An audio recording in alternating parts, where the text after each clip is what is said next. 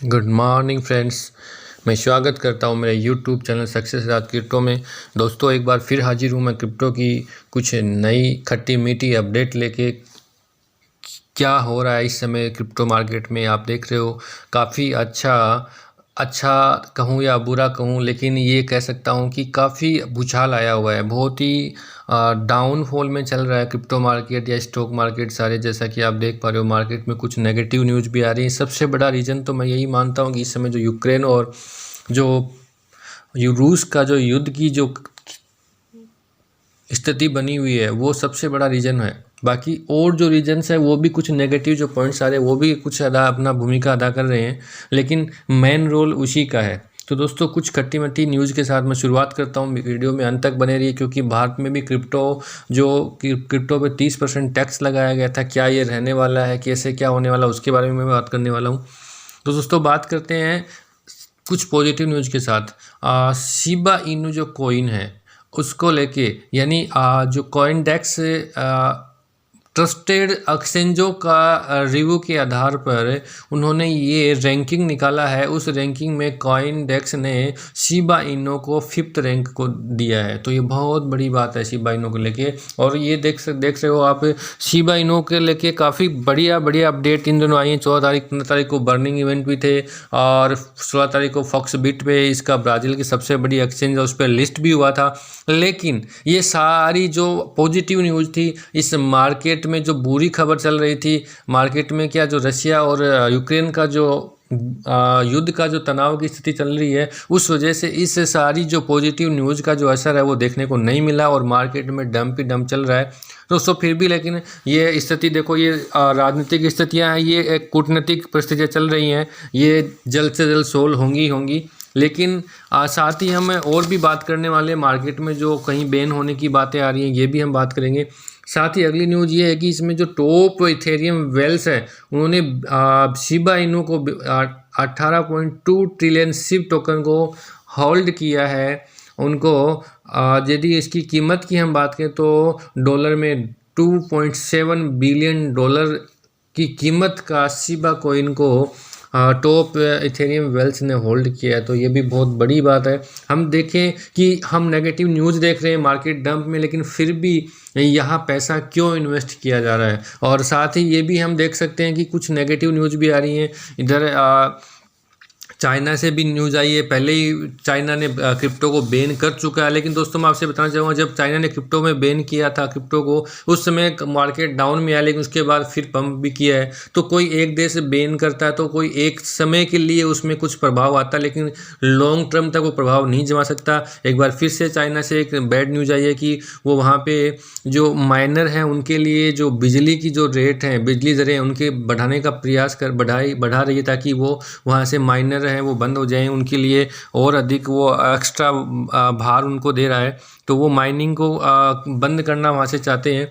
साथ ही हम बात करना चाहेंगे दोस्तों, कुछ अच्छी न्यूज़ को लेके भी हम बात करेंगे। जो यूई क्रिप्टो कंपनियों को आकर्षित करने के लिए एक मंच तैयार कर रहा है, क्योंकि यह एक Q1 के अंत तक एक वर्चुअल एसेट प्रोवाइडर के लिए एक लाइसेंस जारी करना चाहता है। और ये उन्होंने एक सरकारी अधिकारी को उन्होंने ब्लूमबर्ग को बताया कि company security and community authority इस क्षेत्र में वे VASP को शॉर्ट सेटअप करने के लिए लॉ में अमेंडमेंट की अंतिम चरण में है।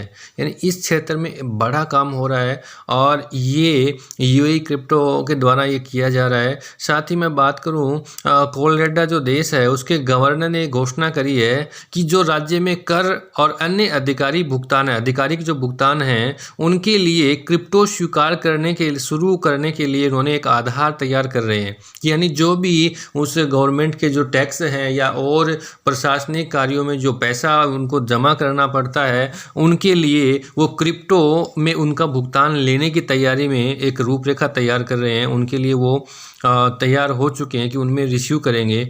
और भी इसमें यदि हम पॉजिटिव न्यूज़ की हम बात करें तो दोस्तों, इंटेल जो कंपनी है जो कि बहुत बड़ा कंपनी है कंप्यूटर की दुनिया में। इंटेल के ही पार्ट्स आपने देखे होंगे, कितना बड़ा ब्रांड है इंटेल। इंटेल के जो सीईओ ने बताया कि उनकी कंपनी जो नेक्स्ट क्रिप्टो माइनिंग की चिप जो बनाने जा रही है, जिन्होंने कुछ दिन पहले आपने सुना होगा घोषणा करी थी, उस घोषणा में वो बता रहे हैं कि बिटकॉइन की जो क्लाइमेट इश्यू है, जो माइनिंग को लेके बड़ा इश्यू आ रहे हैं कि जो माइनिंग होता है इससे जो प्रदूषण की जो समस्याएं होती हैं, तो ग्रीनरी माइनिंग होने के लिए, यानी ग्रीनरी जो ये कह सकते हो क्लाइमेट को कोई प्रकार का दुष्प्रभाव ना पड़े, इसलिए इस प्रकार की चिप जो बनाने की जो बात कर रहा है इंटेल, उस चिप से जो क्लाइमेट के जो इश्यू है वो दूर करने में किस प्रकार से मदद मिलेगी, उन्होंने ये अपना एक व्यू बताया था कि इस प्रकार से ये जो मैं चिप बनाने जा रहा हूँ वो क्लाइमेट का जो इश्यू है वो इससे दूर होगा। तो ये भी एक बहुत बड़ी बात मार्केट में है दोस्तों। साथ ही मैं आपको एक बात और बताना चाहूँगा, जो चार्ली मुंगेर का कुछ ट्वीट रन कर रहा है कि उन्होंने बोला है कि ये एक क्रिप्टो करेंसी एक बीमारी के रूप में, एक डिजीज़ के रूप में। दोस्तों उनकी बात किया जाए तो देखो, आपने पहले भी देखा है कि जैसे आपने टेस्ला के मालिक एलन मस्क के ट्वीट भी काफ़ी देखे हैं। बहुत बार वो नेगेटिव बोलता है, कभी बिटकॉइन को स्वीकार करता है, कभी वो मना कर देता है कि मैं बिटकॉइन का एज ए पेमेंट के रूप में स्वीकार करता हूँ, कभी मना करता है। तो वो एक उनका एक खुद का एक अपना एक हवा मार्केट में क्रिएट करते हैं और उनका वो काफ़ी अच्छा बेनिफिट उठाते हैं। देखा होगा आपने, उनके ट्वीट से मार्केट गिर जाता है और वो उस समय कहीं ना कहीं उनके ट्वीट के पीछे वो अपना खुद के लाभ के लिए ऐसा करते हैं। तो दोस्तों इसकी जो चार्ली मुंगेर ने जो क्रिप्टो के लिए जो बोला है, इस न्यूज़ के पीछे एक न्यूज़ और आई है जो मैं आपको बताना चाहूँगा कि जो उनकी चार्ली मुंगेर की जो कंपनी है, उन्होंने $300 मिलियन बिटकॉइन से रिलेटेड एक कंपनी है उसमें लगाया है।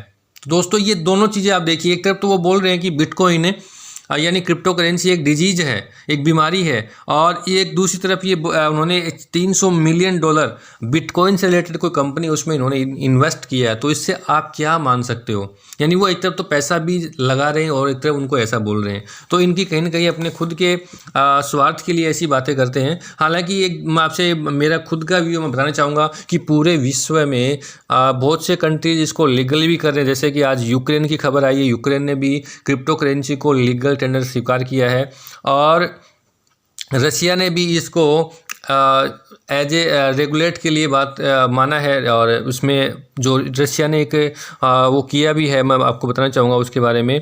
जो उन्होंने CBDC बनाया था रशिया की तरफ से, एक ग्लोबल डिजिटल के नाम से खुद का एक डिजिटल CBDC बनाया, और उसमें जो यूजर्स हैं उनके बीच में जो ट्रांसफ़र होना शुरू हो गया है, यानी जो डिजिटल वॉलेट उन्होंने बनाया, डिजिटल CBDC का निर्माण किया है, यूजर्स के बीच में वो ट्रांसफ़र होना शुरू हो गया है। और उन्होंने ये जानकारी दी है कि ये एकदम सफल रहा है। और साथ ही रशिया ने ये भी एक उनके मंत्री ने घोषणा करी है कि क्रिप्टो की माइनिंग के लेके जो बिजली की दरें हैं वो उनके अकॉर्डिंग हम डिसाइड करेंगे, यानी उनके बजट में हो, इस प्रकार से हम करेंगे ताकि क्रिप्टो की माइनिंग को और अधिक इंक्रीज किया जा सकते, और अधिक अच्छे तरीके से जो देश के अंदर है उनके ये कह सकते हो रेवेन्यू में वो सहायता प्रदान करे। क्योंकि इतना अधिक उन पर भार नहीं डालने का बोला है उन्होंने, कि एकदम रिड्यूसिंग में करेंगे, उनके अकॉर्डिंग करने का प्रयास करेंगे हम। तो ये एक बहुत बड़ी पॉजिटिव न्यूज़ है।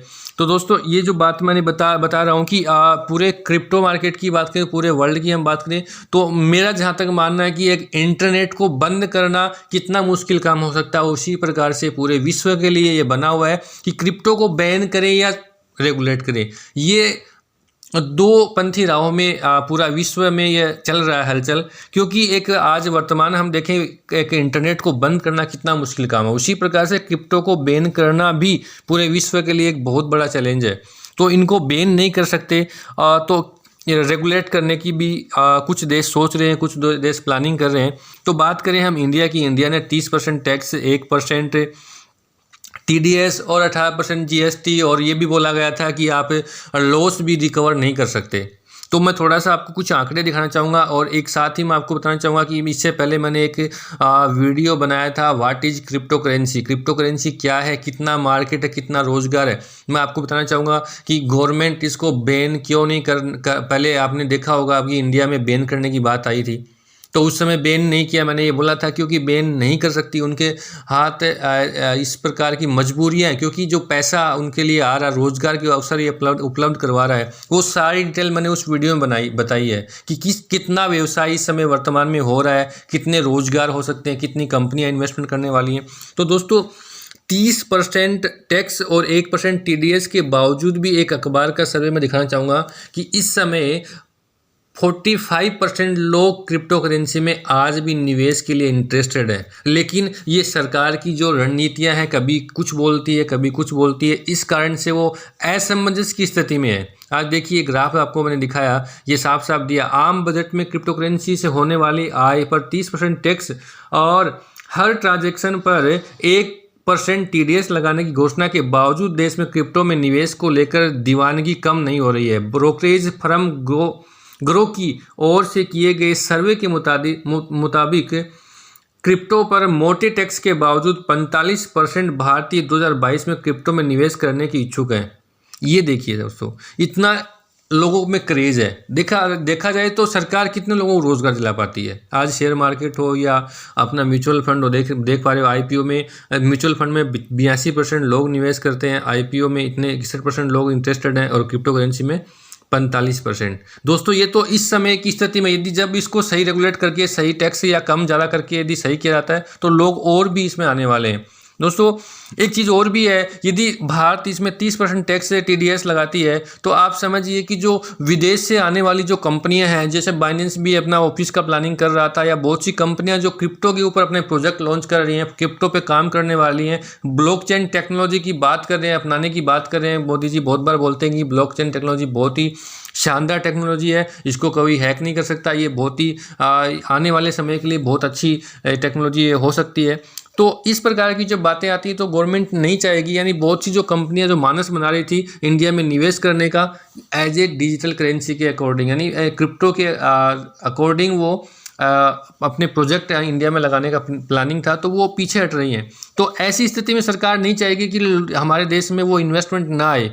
यानी ये बैन करने के लिए उस समय भी कर सकते थे कि जब बैन की बात आई कि बैन करेंगे, तो ये जो टैक्स है 30%, ये 30 नहीं रहेगा, इसको थोड़ा रिड्यूस करना ही पड़ेगा, इनको औसत में लेके आना पड़ेगा, 15 या 20 या 25 के आसपास ही, 15 या 10 के आसपास ही रखना पड़ेगा, ताकि ये जितने भी छोटे इसमें इन्वेस्टर हैं वो भी अपने आप को सेफ महसूस करें और कुछ कमा पाए।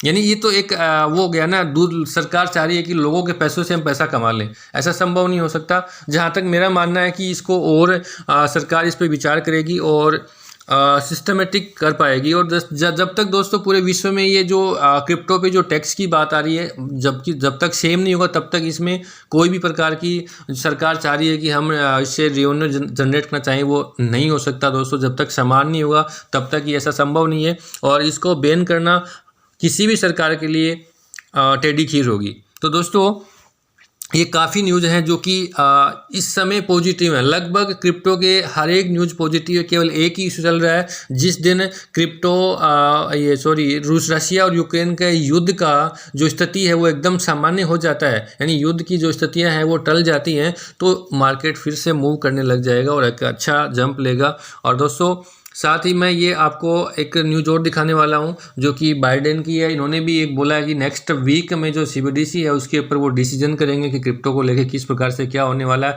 और साथ ही ये भी एक हिंट मिला है कि जो वहाँ पे रेट बढ़ने वाली थी वो रेट भी बढ़ने की बात हो रही है। ब्याज रेट का, इंटरेस्ट रेट की बात करें जो फेडरल के द्वारा ये बताया गया है कि शायद ये इंटरेस्ट रेट बढ़ सकती है, लेकिन इसका भी मार्च में डिसीजन होगा। तो दोस्तों मैंने जो भी आपको द्वारा जो जानकारी रखी है ये मेरा पर्सनल व्यू है।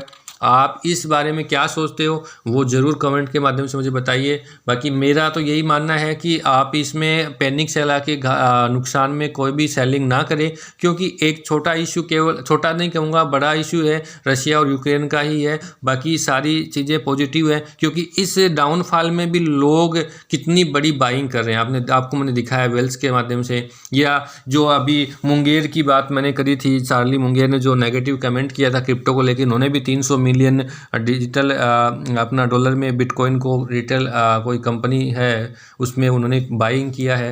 तो दोस्तों ये सारी चीज़ें हैं, तो मैं आपसे यही रिक्वेस्ट करना चाहूँगा बाकी आप अपना रिसर्च खुद करिएगा, मैं कोई फाइनेंशियल एडवाइज़र नहीं हूँ। जल्द से जल्द ये चीज़ें सब चीज़ नॉर्मल होंगी, टैक्स भी स्लैब में आएंगे, सिस्टमेटिक होगा और हर एक चीज़ें स्मूथली चलेंगी। लेकिन आप वेट करिए और अपना लॉस में कोई भी पैनिक सेल ना करिए।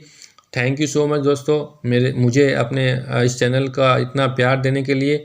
और दोस्तों एक बार फिर से रिक्वेस्ट करना चाहूँगा कि मेरे चैनल पे आप नए हो तो इस चैनल को लाइक, शेयर और सब्सक्राइब जरूर कर लीजिए, ताकि हर एक वो अपडेट आप तक तुरंत पहुँच जाए। थैंक यू सो मच दोस्तों।